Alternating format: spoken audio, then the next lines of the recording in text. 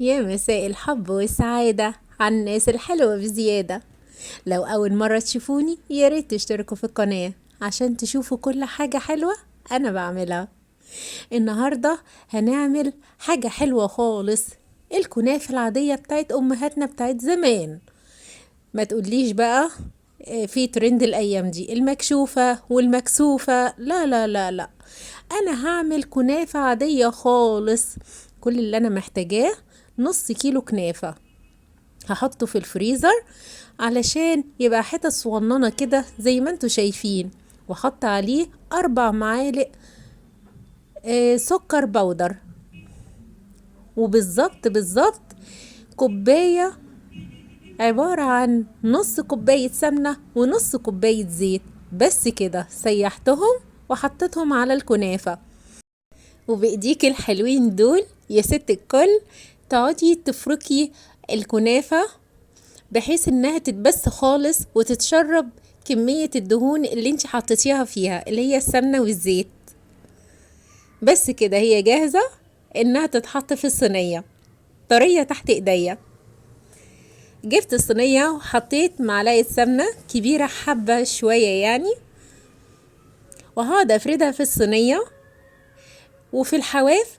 كل ده علشان الكنافة تتحمر وما تلزقش في الصينية. دلوقتي هحط الكنافة في الصينية وهوزعها بطريقة حلوة كده. اهم حاجة وانت بتعملي الحلويات دي اللي انت بتعمليها بالحب، فاكيد هتطلع حلوة خالص. شفتوا انا وزعتها وبايديا قعدت اضغط عليها علشان اسويها. الله، حلوة خالص. طيب انا عايزاها برضو انها تبقى متماسكة وما تسيبش من بعضها. اعمل ايه؟ جبت صينية تانية وقعدت اضغط عليها لغاية ما سويت الصينية خالص، وكده جاهزة انها تتحط في الفرن. يلا بينا نعمل الجلاش.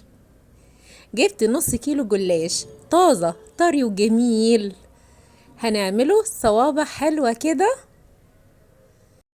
ونسمي الله ونبتدي ونشوف هنعمله ازاي. انا جبت طبق وجبت نص كوباية جوز هند وعليها نص كوباية من الفول السوداني، وعليها كمان 4 معالق 5 معالق كده من السكر اللي هو السيرم اللي انت عاملاه للكنافة والجلاش. ليه؟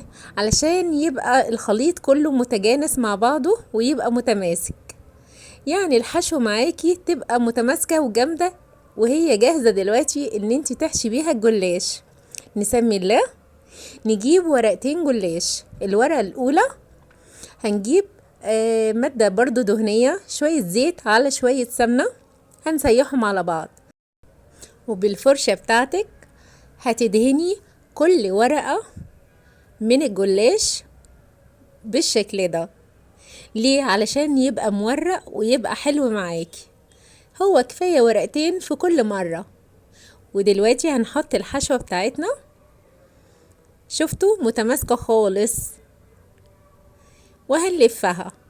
هنلفها بقى رول كده عشان تطلع معاكي شكلها زي اللي هي الصوابع بتاعت الجلاش الطويلة. وقبل ما نلفها اللفة الأخيرة طبعا هندهن طرف الجلاش علشان تبقى متماسكة وما تفكش معاكي، وتقطعيها بقى صوابع متساوية وتحطيها في الصينية. هنعمل مع بقية الجلاش الصوابع كلها. بس عملناها كلها وجبنا بقية المادة الدهنية اللي هي السمنة مع الزيت ودهنا وشها وهي جاهزة انها تتحط في الفرن. بسم الله ما شاء الله، الكنافة طالعة زي السكر، جميلة جميلة جميلة. وهنحط السيرم بتاعنا اللي هو عبارة عن كوباية مية مع كوبايتين سكر وشوية فانيليا ونص ليمونة. بس هيتغلى على النار ولازم يبقى بارد علشان الكنافة تبقى سخنة وتتشرب بسرعة من السيرم بتاعنا. وهنقطعها تقطيعة حلوة كده، صغيرة كبيرة مربعات. زي ما انت عايزة. هي كنافة سادة خالص ما فيهاش اي حاجة، بس طعمها خرافة في منتهى الجمال والروعة. انا هطلعها وهسمي الله عشان اوريها لكم حلوة ازاي. بسم الله ما شاء الله، زي الفل. وهاكل منها طبعا قدام حضراتكم علشان اوريكم انها مقرمشة وطرية وطعمة خالص. بسم الله ما شاء الله، بألف هنا وصحتين على بدنكم. يا ريت تجربوها. هي الطريقة دي المعتمدة بتاعتنا من ايام زمان، بتاعت امهاتنا واجدادنا، ما فيهاش اي خزعبلات زي ما بيقولوا يعني، عادية خالص. تعالوا بقى نشوف الجلاش بعد ما طلع من الفرن عامل ازاي. ما شاء الله لونه تحفة، اللون البرونزي الجميل.